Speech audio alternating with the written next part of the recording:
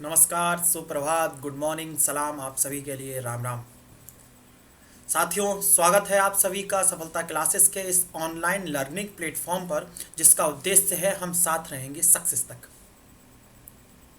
साथियों, आज इस वर्ष का अंतिम दिन है 31 दिसंबर 2021। हमें ये सब आज अपने मस्तिष्क में, अपनी स्मृतियों में जागृत करना होगा कि पिछले एक साल में हमने क्या क्या खोया और क्या क्या पाया। पिछला एक साल प्रत्येक व्यक्ति के जीवन का क्रांतिकारी साल इसलिए रहा है क्योंकि कोरोना ने हमसे हमारे बहुत अपनों को छीना और एक नई चुनौतियों को उसने जन्म दिया, जिससे हम पठन और पाठन में लगे रहने वाले लोग, पढ़ने वाले लोग, पढ़ाने वाले लोग, उन सभी ने एक नई तकनीक का इजाद किया जो आपके सामने ऑनलाइन शिक्षा के माध्यम से चरितार्थ हुई। तो हमें और आपको चाहिए कि हम सभी लोग एक साथ ईश्वर से कामना करें कि अगला वर्ष जो आए, ओमिक्रॉन जैसे इस वायरस का संकट बना हुआ है, हमें उस आपदा से निकाले और सभी लोग सुखी हों, सभी लोग सुरक्षित हों। तो साथियों, आप इस बात को लेकर आश्चर्यचकित होंगे कि सर ने मुझसे, हम लोगों से कह दिया था कि सर अनुपस्थित रहेंगे, लेकिन आज सर का शरीर कहीं और है, आत्मा आज भी आपके सामने है। मैंने आपसे कहा था मैं कहीं भी रहूं, मैं आपके लिए हमेशा कार्य करता रहूंगा। तो अगर आपने अभी तक वीडियो को शेयर नहीं किया है तो वीडियो को शेयर करिए, वीडियो को लाइक नहीं किया है तो प्लीज लाइक द वीडियो। अगर आपने अभी तक चैनल को सब्सक्राइब नहीं किया है तो सब्सक्राइब द चैनल। और अगर आप हमारे सफलता ऐप को डाउनलोड नहीं कर पाए हैं तो जल्दी से प्ले स्टोर पर जाइए, सफलता ऐप को डाउनलोड कीजिए, जिससे आपको सभी आगामी भर्ती परीक्षाओं की, आगामी तमाम जो बोर्ड हैं जो परीक्षा करा रहे हैं उनकी एकदम सटीक जानकारी मिल जाए, शानदार मॉक टेस्ट मिल जाए और तमाम एक्सपर्ट फैकल्टी मेंबरान से आपको गाइडेंस मिल जाए। सीधे आप उनसे कांटेक्ट में आ जाएंगे सिर्फ एक क्लिक से।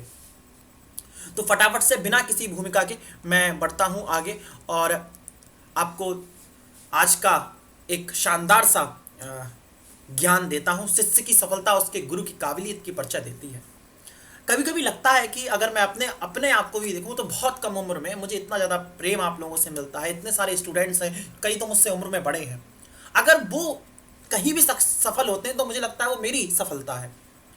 तो जैसा गुरु होता है, उस गुरु की विचारधारा उस प्रत्येक शिष्य में परिलक्षित होती है, जो शिष्य अपने उस गुरु को सही मायने में फॉलो करता है।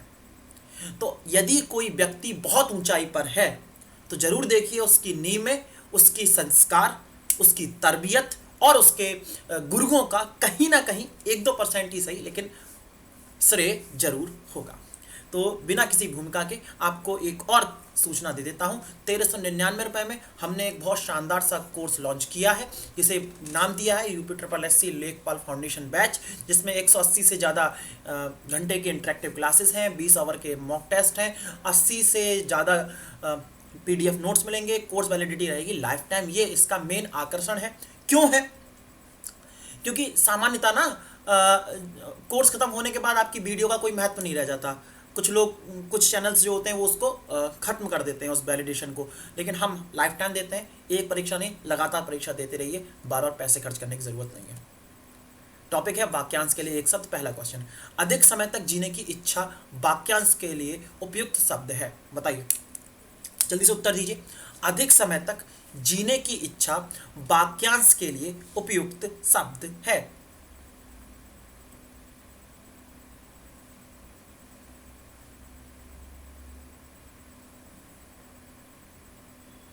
हाँ जी,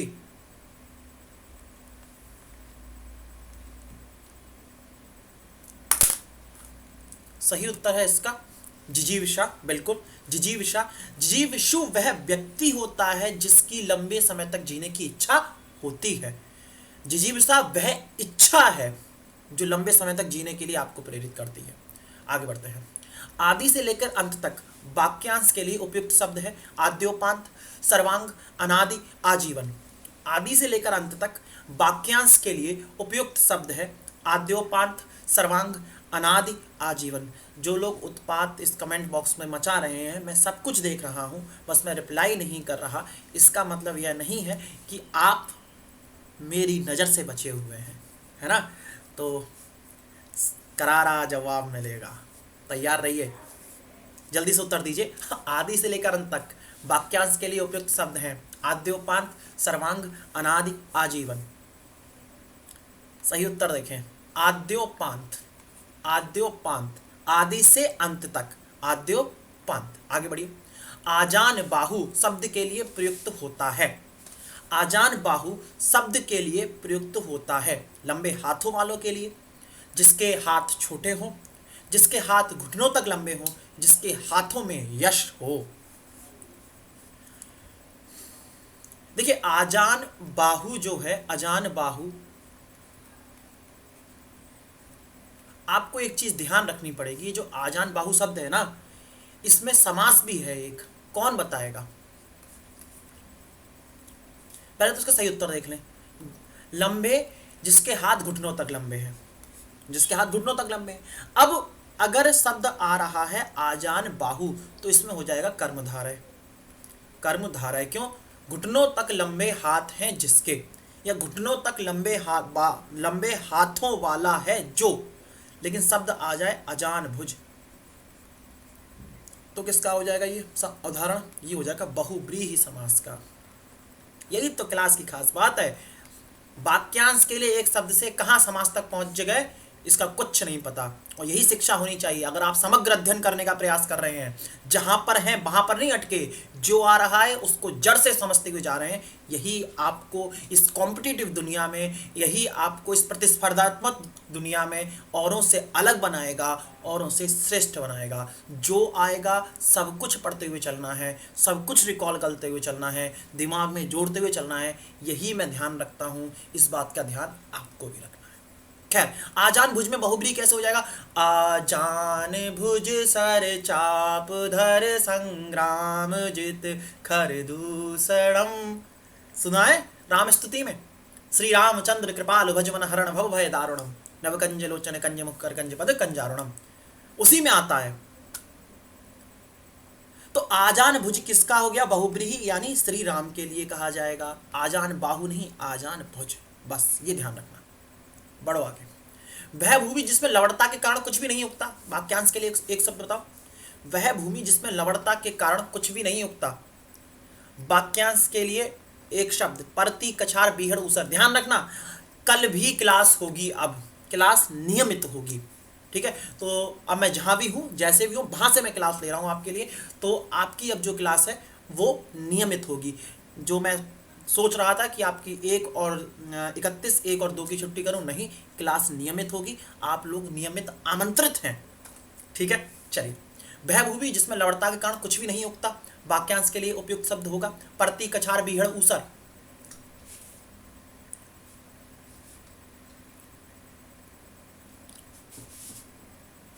हाँ भाई, सही उत्तर है इसका ऊसर। सही उत्तर क्या है? ऊसर। चलिए, परती क्या होता है? वह भूमि जिसमें एक साल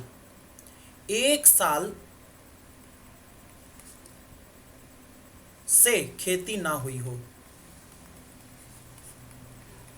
ठीक है। बीहड़ क्या होता है? बीहड़ होता है वह क्षेत्र जहां पर कोई फसल नहीं हो रही है, बाकी झाड़ झंकार और दूर दूर तक जहां पर मानव जाति ना रह रही, वो सब क्षेत्र बीहड़ कहलाता है। किस विकल्प में दिए गए वाक्यांश के लिए गलत शब्द का प्रयुक्त हुआ है? बताएं जरा। गलत शब्द का प्रयुक्त नहीं हुआ है, गलत शब्द का प्रयोग हुआ है, होगा,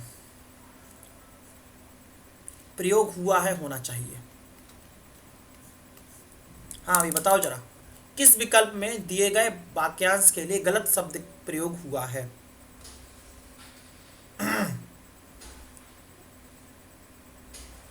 हाँ जी, सही उत्तर देखें, अतिथियों की सेवा करने वाला अभ्यागत। नहीं, अभ्यागत नहीं होता अतिथियों की सेवा करने वाला, ठीक है, बिल्कुल ठीक है। सही उत्तर इसका यही होगा, अभ्यागत नहीं होता। वह जो किए हुए उपकार को ना माने। वाक्यांश के लिए एक शब्द होगा कृतज्ञ, कृतघ्न, कृतकार्य, कृतार्थ। वह जो किए हुए उपकार को ना माने। वाक्यांश के लिए एक शब्द होगा कृतज्ञ, कृतघ्न, कृतकार्य या कृतार्थ।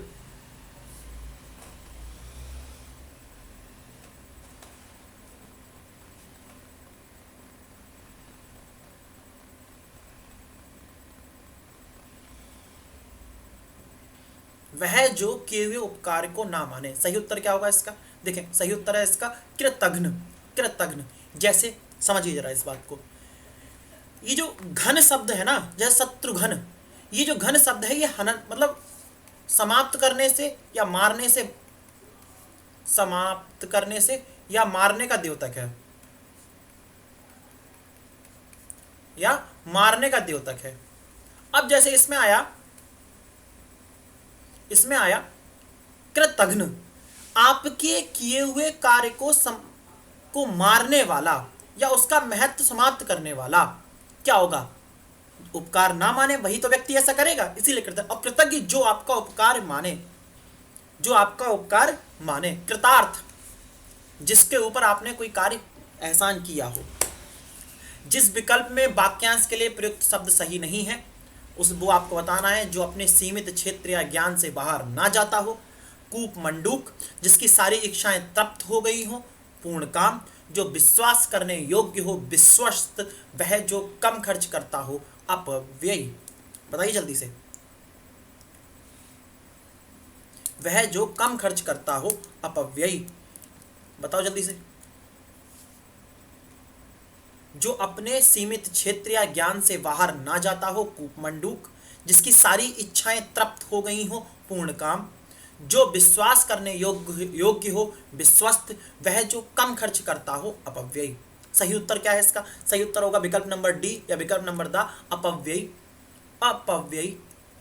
क्यों भाई? इसे क्या बोलोगे? मितव्ययी, कम खर्च करने वाला। मितव्ययी, मितव्ययी, मितव्ययी। सही इसकी व्याख्या क्या होती है? मितव्ययी। आगे बढ़ो, आगे बढ़ो, है ना। चलिए अगला क्वेश्चन। किस विकल्प में वाक्यांश के लिए प्रयुक्त शब्द सही नहीं है? जो अपने सीमित क्षेत्र या ज्ञान से बाहर ना जाता हो। कूपमंडूक, ये रिपीट हो गया क्वेश्चन, माफ कीजिएगा। अगला क्वेश्चन देखें। जो ज्ञानेंद्रियों के पहुंच के बाहर हो। वाक्यांश के लिए उपयुक्त शब्द होगा जो ज्ञानेंद्रियों की पहुंच के बाहर हो। अतीन्द्रिय, जितेंद्रिय, इंद्रिय गोचर या इंद्रिय निग्रह। अतीन्द्रिय, जितेंद्रिय, इंद्रिय गोचर या इंद्रिय निग्रह।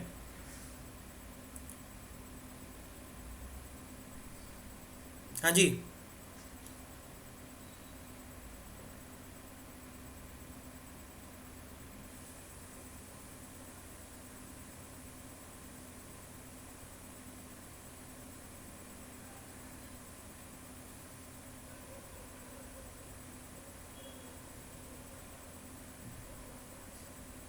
सही उत्तर देखें इसका। बिल्कुल सही उत्तर है अतीन्द्रिय। क्या है? अतीन्द्रिय। अब थोड़ा सा स्पीड अप करते हैं, सारे लोग आ चुके जितने लोगों को आना था। प्रागैतिहासिक शब्द निम्न में से किस वाक्यांश के लिए प्रयुक्त हुआ है? प्रागैतिहासिक शब्द निम्न में से किस वाक्यांश के लिए प्रयुक्त हुआ है? जल्दी। अति प्राचीन, लिपिबद्ध इतिहास, ज्ञात इतिहास से पूर्व का समय, जिस इतिहास के प्रमाण हो। बताइए जल्दी से। अति प्राचीन इतिहास, लिपिबद्ध इतिहास, वह इतिहास जिसके साक्ष्य हो या प्रमाण हो, या फिर ज्ञात इतिहास से पूर्व का समय।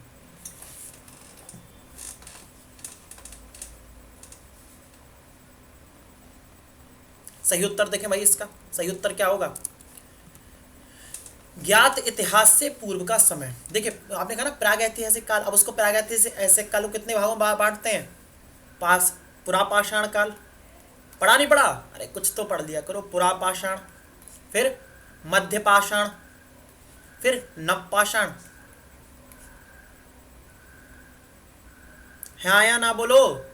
तो वह इतिहास जिसके हमारे पास साक्ष्य नहीं है भाई, केवल कल्पना की गई है या फिर कुछ थोड़े बहुत साक्ष्य हैं उनको जोड़ तोड़ कर गुणा भाग करके बनाया गया है, तो इसीलिए इसको बोला जाता है प्राक ऐतिहासिक। रेखांकित वाक्यांश के लिए उचित शब्द चुनिए। आंखों के सामने घटित घटना पर विश्वास तो करना पड़ता है। आंखों के सामने घटित घटना पर विश्वास तो करना पड़ता है। परोक्ष, प्रत्यक्ष, प्रारूपता है या प्रत्येक? बताइए। हम्म। आंखों के सामने घटित घटना पर विश्वास तो करना पड़ता है। परोक्ष, प्रत्यक्ष, प्रारूपतः, प्रत्येक।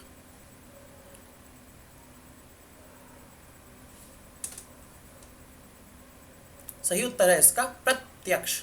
सही उत्तर क्या है? प्रत्यक्ष। क्या है? प्रत्यक्ष। आगे बढ़िए जल्दी से। त्रिकालदर्शी किसे कहते हैं? जो तीन लोगों के बारे में जानता हो, जो तीनों कालों के बारे में जानता हो, जो तीनों कालों में जीवित रहे, जो तीनों कालों में ना हो। त्रिकालदर्शी। बताइए जल्दी से। जो तीनों लोगों के बारे में जानता हो, जो तीनों कालों के बारे में जानता हो, जो तीनों कालों में जीवित रहे, जो तीनों कालों में ना हो।